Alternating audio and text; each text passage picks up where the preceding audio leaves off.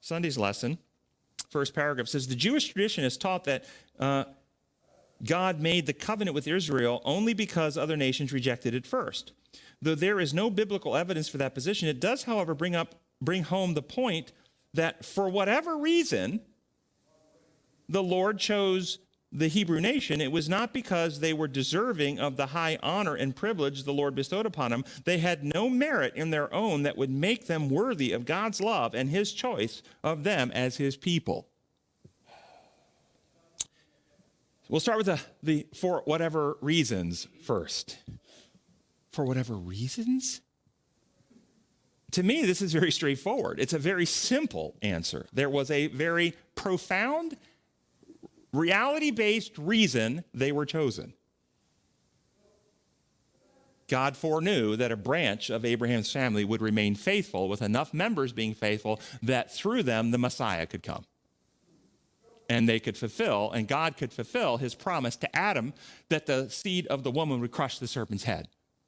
It was Abraham looking down the branches of the human family. Your family will have enough who will stay faithful to me that I can bring Jesus and save the species human and put an end to the sin problem.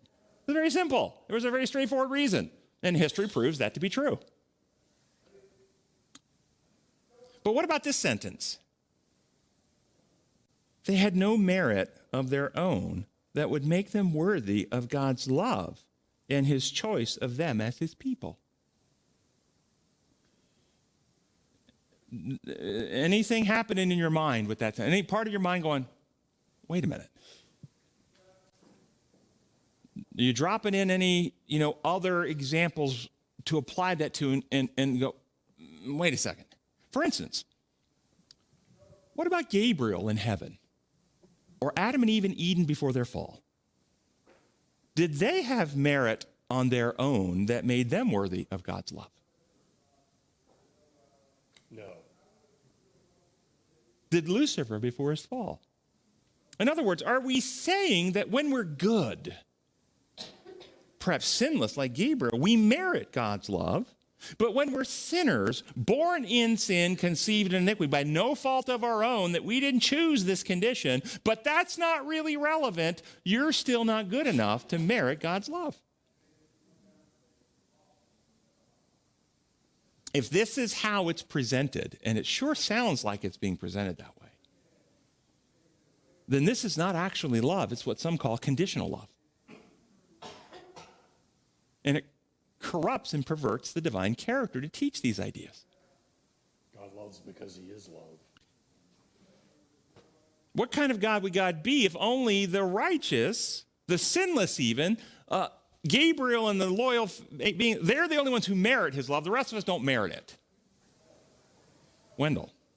I think this goes back to certain people's definition of grace being unmerited favor. I'm sure it does. And if you lose the trust metaphor and go down the unmerited favor metaphor, you can go a lot around. So remember when they say grace is unmerited favor, quote them about Jesus as a little boy.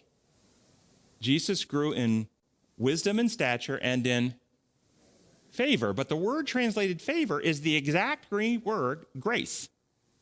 He grew in grace with God and man. Jesus clearly did not merit or deserve his Father's grace or favor. It's unmerited. You see, it doesn't fit at all.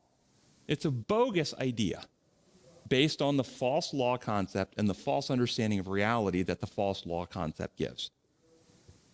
So, as Russell was saying, for God so loved the world that he sent his only begotten, while we were yet sinners, Christ died for us. If God is for us. Now, the Bible's very clear on this. God is love. Love is not conditional. Love loves. Not based on the goodness of the other, but based on the love of the person who loves. The goodness of the response and the goodness of the other is impactful to them. It doesn't earn anything. The love comes from the one who loves. So, love, let me put it this way. Love based on merit is not love.